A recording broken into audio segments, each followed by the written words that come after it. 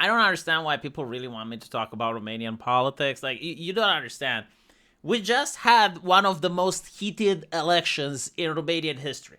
Like, nothing like this has happened before. I'm not kidding. Families were broken up over this. I made a video before the elections, and I suggested it's not okay to argue with grandma over the elections, because the elections are going to go away, but grandma is going to be upset. People attacked me for that message. They said, like, oh, you're sympathizing the other guy. And I got dislikes.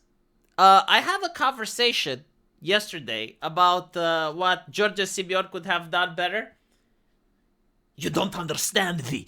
The election is actually a controlled opposition. Everything to the minute detail is being plugged into the matrix. The fact that you do not know this means that you are retarded and I am superior than you. And so I will now unsubscribe from your channel. Everything I say is farming dislikes, okay? There's absolutely nothing you can say about this election. Even if you say that you like the guy's hair, you get dislikes. And yet here I am. I'm going to talk about what Georgia Simeon could have done better in order to get more votes. Am I allowed? Can I do it? The election, it is controlled. Yes, absolutely, it is controlled. But within the control, let's see if he could have played the meta better. Why did he piss off Gigi Becali? Does anyone know? Do you guys know who Gigi Becali is? There is no man like him in the United States. You wish you would have the Gigi Becali, but he is ours. It is not yours. He is a self-made man, a rich influencer who believes in Jesus. But unlike the traditional American Jesus believer that builds mega churches, this one actually gives to the people. Like, there were entire villages that were destroyed by floods, and he actually built those people another village. Like, I want you to understand what we're talking about, right? Like, imagine your house is destroyed, and this guy comes up to you and says, hey, just light a candle and pray to God, and don't worry about it. I'll just build you another house. This guy also owns a football team. A lot of young men are grateful for him because he provides entertainment. A lot of people say, yeah, this guy is dumb, but he's got heart. That's what Romanians say about him. He can sway around 5 to 10% of the vote. I have seen him do it, election after election. If he endorses a guy, that guy rises in polls by at least 5%, 10% at most. The football galleries are almost military in dedication when it comes to voting. Like, they get on the buses, this guy tells them to vote something, they vote. And so if you're a right-winger, if you're a nationalist, you either want this guy to shut the fuck up and not say anything negative about you, or you want him to endorse you. Why the fuck did Georgia Simeon made a TikTok video where he picked on this guy? This guy was in his party, was giving him cash. What reason, what possible reason did he have to upset this gentleman? I don't know what happened behind the scenes.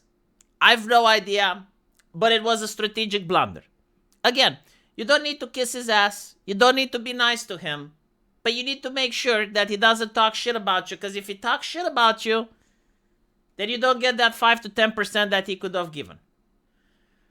Shoshaka. Shoshaka complains that Mr. Simeon insulted her. Said some very harsh words that I can't reproduce on this channel. Because of algorithm reasons, not because I wouldn't be able to utter them. Something about calling her a pig.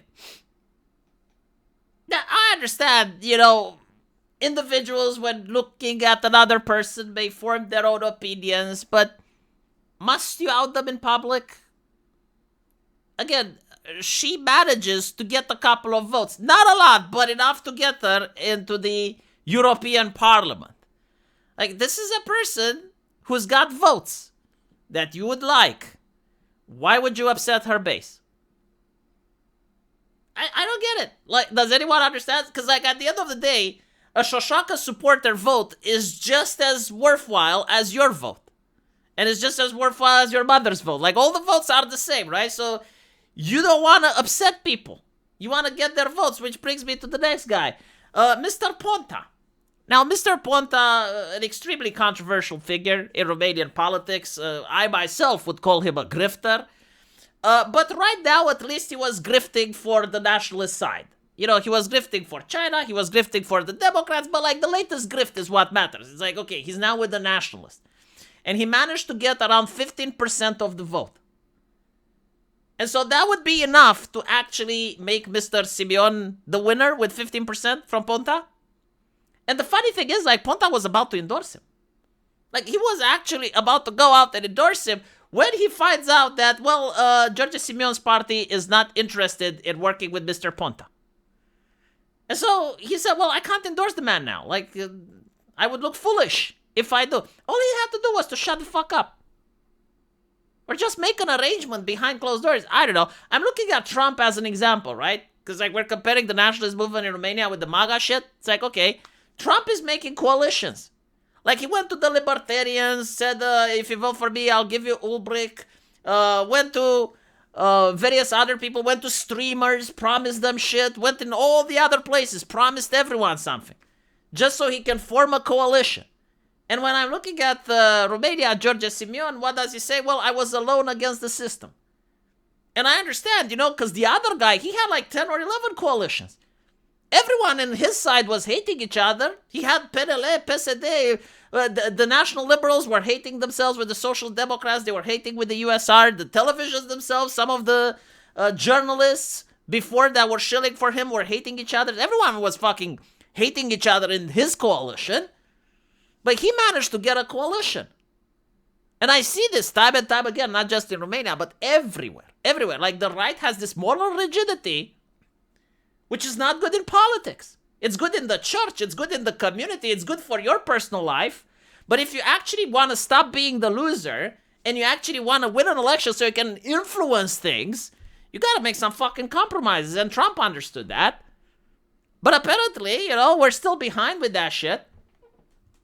Making coalitions is not a bad thing. Mr. Târziu, right? The co-founder of the Gold Party, the one where George Simeon comes from, had the spurg out with the guy literally before elections.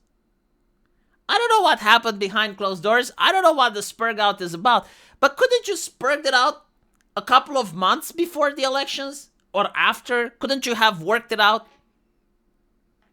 Was it that important? Bad optics. And so, a lot of these decisions, a lot of these alienating of public figures, then he went to France. And, you know, apparently he can speak a bit of French. Like, he talks French with a weird accent.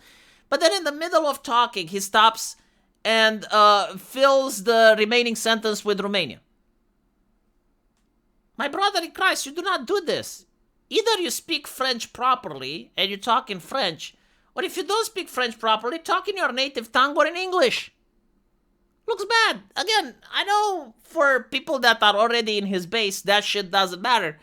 But for the young people that are voting for the first time, yeah, that thing matters a lot, you know? And when every single vote counts, doing this type of gaffes, not really cool. And speaking of the young vote, choosing not to go to debates. In Romania, it's not like the United States, where you can get away with this, right? Unless you absolutely know for certain you're going to win. And the only person that did that was Iohannis, who in the previous election with Viorica Dăncilă, like, he knew for sure he will win because he already had the presidency under his belt. She was already denigrated by the mainstream media, like the polls had her below 50. And so, yeah, he could actually get away with not debating her. But when you have the young people that are desperate for some internet blood sports, when they want entertainment and you choose not to debate, makes you look like a coward, and it also makes the televisions meme on you. In your bubble, yeah, it's funny, it's hilarious, but you didn't do it once. You did it several times. And that costed him votes. I know in my family, people that initially voted for Georgescu, and then they voted for, they were curious if they would vote for Nicu Șordan or for for Simeon. They definitely didn't want to vote for Cringe Antonescu. Like, that was their shtick. They didn't want to vote Social Democrat. They didn't want to vote National Liberal. They wanted to vote for anyone but them. And so now they were a little bit curious, like, who do we vote for? And when they saw that the guy isn't showing up for debates, they said, well, he's a coward. Now, I get what he was doing, because I understand American politics, but you can't use American politics in Romania and expect that people will feel the same. Even if the other guy has a headpiece, even if the other guy knows the questions in advance, you show up and you dominate the conversation. And so, like, all of these things put together makes a lot of people wonder, like, did he want to lose? Did he want to lose on purpose? And I'm not going to suggest this type of assessment. But what I did notice is that he definitely didn't want to govern. Because if he would have gotten elected, according to him, he would have made Georgescu prime minister and then have another referendum to try and redo the previous elections so that he can get Georgescu as president. In other words, even if he got elected, according to him, he didn't want to govern. He wanted to step down and have Georgescu president, which I understand the reasoning. But from a realpolitik point of view, from a strategic point of view, I have to wonder, is he aware that there's a huge economic crisis coming up? And the president that's going to be during this time period is going to take all the flack, is going to take all of the hate from the Romanians that are going to have their taxes going up, that are going to lose their businesses, that are going to suffer from inflation, that are going to have their economies tanking. Because if that's the case, maybe he's a shrewd politician. Like, I'm willing to believe that. If you know that an economic downturn is coming, then you let the other guy take the reins. He's going to take all of the flack, and the only people that benefit from it is the opposition. I don't know if it's this level of political savvy to have planned this through. I don't know if it's something that was advised to him or not. Because if he didn't intend for this outcome, oh boy. Like, the man has around 5 years in order to groom himself into better politics. Like, he needs to get better advisors. Like, whomever advised him during this campaign, absolutely abysmal performance. Like, rejecting coalition after coalition, turning your back at potential allies, being advised not to show to the debates. Not good. Not good. And it's important that we do have a strong right-winger for the next elections.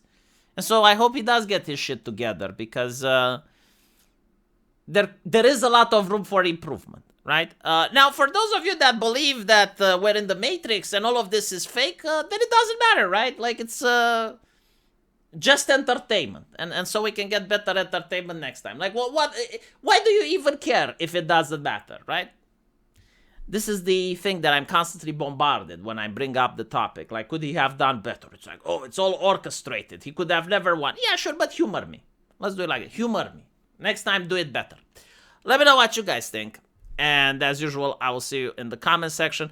And by the way, I should mention that with all the mainstream media apparatus focused on him, and with all the guns aimed at him, he did fairly well. So I don't want you guys to take it that I'm completely disappointed in the performance. Like, most other people would crack.